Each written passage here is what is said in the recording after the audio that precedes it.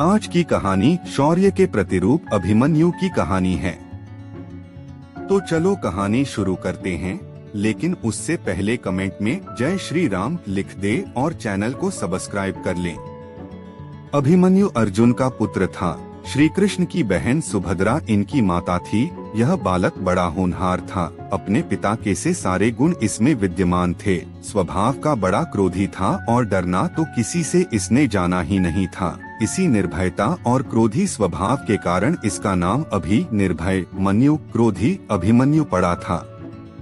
अर्जुन ने धनुर्वेद का सारा ज्ञान इसको दिया था। अन्य अस्त्र शस्त्र चलाना भी इसने सीखा था। पराक्रम में यह किसी वीर से भी कम नहीं था। 16 वर्ष की अवस्था में ही अच्छे सेनानियों को चुनौती देने की शक्ति और सामर्थ्य इसमें थी। इसकी मुखाकृति और शरीर का डीडौल भी असाधारण योद्धा का सा था। वृषभ के समान ऊंचे और भरे हुए कंधे थे। उभरा वक्षस्थल था और आंखों में एक जोश था।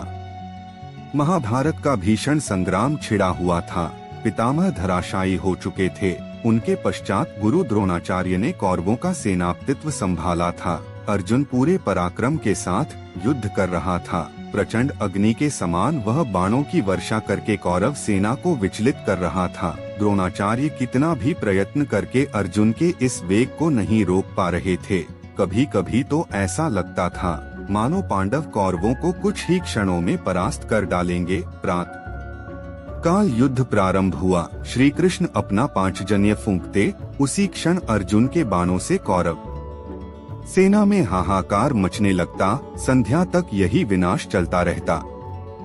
दुर्योधन ने इससे चिंतित होकर गुरु द्रोणाचार्य से कहा, हे आचार्य, यदि पांडवों की इस गति को नहीं रोका गया तो कौरव सेना किसी भी क्षण विचलित होकर युद्ध भूमि से भाग खड़ी होगी। कोई ऐसा उपाय करिए जिससे पांडवों की इस बढ़ती शक्ति को रोका जाए और अर्जुन के सारे प्रयत्नों को निष्फल किया जाए। दुर्योधन को इस प्रकार चिंतित देखकर गुरु द्रोणाचार्य ने किसी प्रकार अर्जुन को युद्ध भूमि से हटा देने का उपाय सोचा। दुर्योधन के कहने से संशप्तकों ने कुरुक्षेत्र से दूर अर्जुन को युद्ध के लिए चुनौती दी। अर्जुन उनसे लड़ने को चला गया। उसके पीछे से द्रोणाचार्य ने चक्रव्यूह की रचना की और युधिष्ठिर के पास संवाद भिजवाया कि या तो पांडव आकर कौरव सेना के इस चक्रव्यूह को तोड़े, यह अपनी पराजय स्वीकार करें। जब संवाद युधिष्ठिर के पास पहुंचा तो वे बड़ी चिंता में पड़ गए, क्योंकि अर्जुन के सिवा चक्रव्यूह को तोड़ना कोई पांडव नहीं जानता था। अर्जुन बहुत दूर संशप्तकों से युद्ध कर रहा था।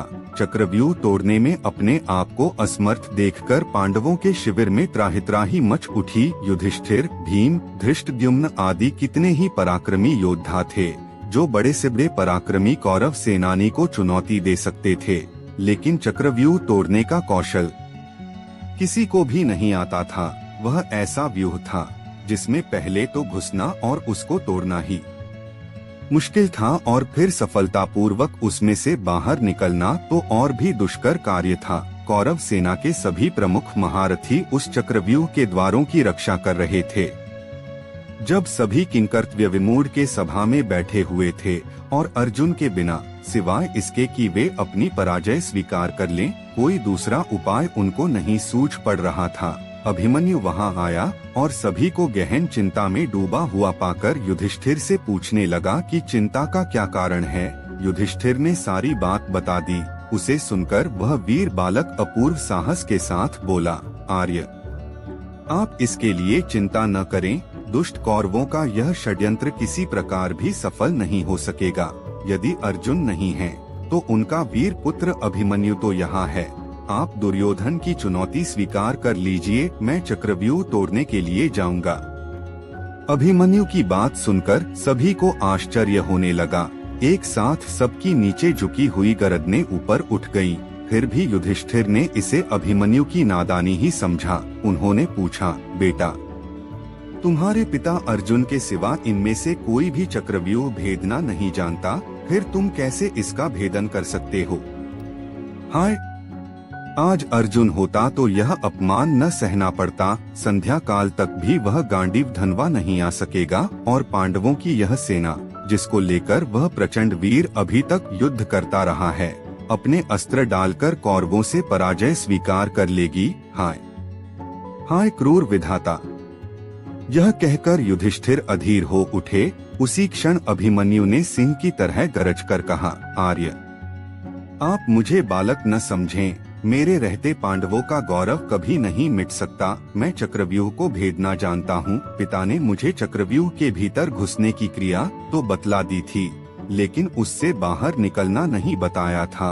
आप किसी प्रकार चिंता न करें, मैं अपने पराक्रम पर विश्वास करके चक्रव्यूह को तोड़ूंगा और उससे बाहर भी निकल आऊंगा। आप चुनौती स्वीकार कर लीजिए और युद्ध के लिए मुझे आज्ञा देकर शंख बजा दीजिए। उस दुर्योधन को संदेश भिजवा दीजिए कि वीर धनंजय का पुत्र अभिमन्यु उनकी सारी चाल को निष्फल करने के लिए आ रहा है। कितनी ही बार अभिमन्यु ने इसके लिए हठ किया। परिस्थिति भी कुछ ऐसी थी। युधिष्ठिर ने उसको आज्ञा दे दी। अभिमन्यु अपना धनुष लेकर युद्ध भूमि की ओर चल दिया।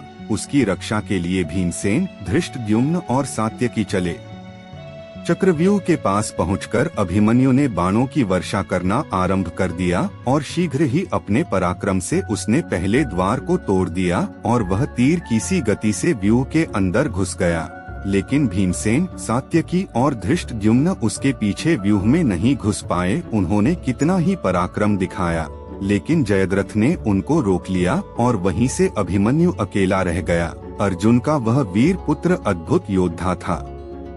व्यूह के द्वार पर उसे अनेक योद्धाओं से भीषण युद्ध करना पड़ा था, लेकिन उसका पराक्रम प्रचंड अग्नि के समान था। जो कोई उसके सामने आता था या तो धराशायी हो जाता या विचलित होकर भाग जाता था। इस तरह व्यूह के प्रत्येक द्वार को वह तोड़ना चला जा रहा था।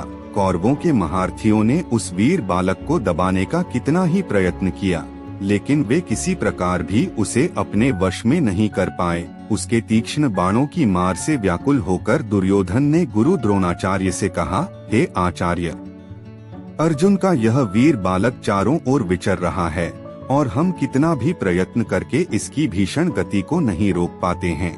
एक के बाद एक सभी द्वारों को इसने तोड़ दिया है। यह तो अर्जुन के समान ही युद्ध कुशल और पराक्रमी निकला। अब तो पांडवों को किसी प्रकार पराजित नहीं किया जा सकता।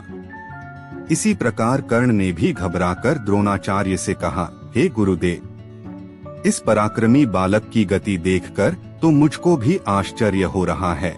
इसके तीक्ष्ण बाण मेरे हृदय को व्याकुल कर रहे हैं। यह ठीक अपने पिता अर्जुन के समान ही है। यदि किसी प्रकार इसको न रोका गया तो हमारी यह चाल व्यर्थ चली जाएगी। किसी तरह से इसको चक्रव्यूह से जीवित नहीं निकलने देना चाहिए। द्रोणाचार्य अभिमन्यु की वीरता देखकर कुछ क्षणों के लिए चिंता में डूबे रहे। अर्जुन के उस वीर पुत्र के कर्ण, दुःशासन आदि महारथियों को पराजित कर दिया था और राक्षस अलम्बुश को युद्ध भूमि से खदेड़कर बृहद्बल को तो जान से मार डाला था। दुर्योधन के सामने ही उसके बेटे लक्ष्मण को भी उसने मार डाला था। बड़े बड़े शूरवीर खड़े देखते रह गए और वह प्रचंड अग्नि की लपट की तरह सबको भस्म करता हुआ चक्रव्यूह को तोड़कर अंदर घुस गया। जब कौरवों के सारे प्रयत्न निष्फल चले गए तो उन्होंने छल से काम लेने की बात सोची। अलग अलग लड़कर कोई भी महारथी अभिमन्यु से नहीं जीत सकता था, इसलिए उन्होंने मिलकर उस पर आक्रमण करने का निश्चय किया। कृपाचार्य, कर्ण, अश्वत्थामा, बृहद्बल, शकुनी का चचेरा भाई कृतवर्मा और दुर्योधन आदि 6 महारथियों ने उसे घेर लिया और उस पर भीषण आक्रमण कर दिया। कर्ण ने अपने बाणों से उस बालक का धनुष काट डाला। भोज ने उसके घोड़ों को मार डाला और कृपाचार्य ने उसके पार्श्व रक्षकों के प्राण ले लिए। इस तरह अभिमन्यु पूरी तरह निहत था हो गया, लेकिन फिर भी जो कुछ उसके हाथ में आया उससे ही वह शत्रुओं को विचलित करने लगा। थोड़ी ही देर में उसके हाथ में एक गदा आ गई। उससे उसने कितने ही योद्धाओं को मार गिराया। दुःशासन का बेटा उसके सामने आया। घोर संग्राम हुआ। अकेला अभिमन्यु क्षण के सामने क्या करता। महारथियों ने अपने बाणों से उसके शरीर को छेद दिया। अब वह लड़ते लड़ते थक गया था। इसी समय दुःशासन के बेटे ने आकर उसके सिर पर गदा प्रहार किया, जिससे अर्जुन का वह वीर पुत्र उसी क्षण पृथ्वी पर गिर पड़ा और सदा के लिए पृथ्वी से उठ गया। उसके मरते ही कौरवों के दल में हर्षध्वनि उठने लगी। दुर्योधन और उसके सभी साथी इस निहत्थे बालक की मृत्यु पर फूले नहीं समाये। किसी को भी उसकी अन्याय से की गई हत्या पर तनिक भी खेद और पश्चाताप नहीं था। जब अभिमन्यु की मृत्यु का समाचार पांडव दल में पहुंचा, तो युधिष्ठिर शोक से व्याकुल हो उठे। अर्जुन की अनुपस्थिति में उन्होंने उसके लाल को युद्ध भूमि में भेज दिया था। अब उनके आने पर वे उसको क्या उत्तर देंगे, इसका संताप उनके हृदय को व्याकुल कर रहा था। भीम भी अपने भतीजे की मृत्यु पर रोने लगा। वीर अभिमन्यु की मृत्यु से पांडवों के पूरे शिविर में हाहाकार मच गया। संशप्तकों से युद्ध समाप्त करके जब अर्जुन वापस आया, तो वह दुखपूर्ण समाचार सुनकर मूर्छित हो उठा और अभिमन्यु के लिए आर्त स्वर से रुदन करने लगा। श्री कृष्ण ने उसे काफी धैर्य बंधाया, लेकिन अर्जुन का संताप किसी प्रकार भी दूर नहीं हुआ। प्रतिशोध की आग उसके अंतर में धधकने लगी, और जब तक जयद्रथ को मारकर उसने अपने बेटे के खून का बदला न ले लिया, तब तक उसको संतोष नहीं आया। श्री कृष्ण को भी अभिमन्यु की मृत्यु पर कम दुख नहीं हुआ था, लेकिन वे तो योगी थी, बालकों की तरह रोना उन्हें नहीं आता था। प्रतिशोध की आग उनके अंदर भी जल रही थी। उन्होंने स्पष्ट कहा था कि अपने भांजे अभिमन्यु की मृत्यु का बदला लिए बिना वह नहीं मानेंगे। अभिमन्यु की स्त्री का नाम उत्तरा था। वह मत्स्यनरेश विराट की पुत्री थी। अज्ञातवास के समय अर्जुन विराट के यहाँ उत्तरा को नाचने गाने की शिक्षा देते थे। बाद में विराट को सारा हाल मालूम हो गया था, इसलिए लोकापवाद के डर से वे अपनी पुत्री का विवाह अर्जुन के सिवा किसी अन्य पुरुष के साथ नहीं करना चाहते थे। अर्जुन के स्वीकार न करने पर विराट ने उत्तरा का विवाह उसी के पुत्र अभिमन्यु के साथ कर दिया। इन दोनों का विवाह बाल्यावस्था में ही हो गया था। उस युग में बाल विवाह की प्रथा तो इतनी प्रचलित नहीं थी, लेकिन विवाह के पीछे राजनीतिक कारण निहित था। पांडवों को इसके पश्चात मत्स्यनरेश से हर प्रकार की सहायता मिल सकती थी। अपने पति की मृत्यु पर उत्तरा शोक से पागल हो उठी थी। श्री कृष्ण ने उसे कितना ही समझाया था, लेकिन फिर भी कितने ही दिनों तक उसका रुदन एक क्षण को भी नहीं रुका था। वह उस समय गर्भवती थी। आत्ताई अश्वत्थामा ने पांडवों के वंश को समूल नष्ट कर देने के लिए इस गर्भस्थ बालक पर ब्रह्मास्त्र का प्रयोग किया था, लेकिन श्री कृष्ण ने उसे रोक लिया था, और इस प्रकार श्री कृष्ण ने ही पांडवों के कुल की रक्षा की। निश्चित अवधि के पश्चात उत्तरा के गर्भ से बालक का जन्म हुआ। चूंकि सभी कुछ क्षय हो जाने के पश्चात इस बालक का जन्म हुआ था, इसलिए इसका नाम परीक्षित रखा गया। यही पांडवों की वंश परंपरा को आगे बढ़ाने वाला हुआ। अगर कहानी अच्छी लगी हो तो ऐसी और धार्मिक व रहस्यमयी कहानियाँ सुनने के लिए कमेंट करें और चैनल को सब्सक्राइब कर लें। आपके प्यार भरे कमेंट्स के लिए बेहद शुक्रिया। मिलते हैं अगली वीडियो में।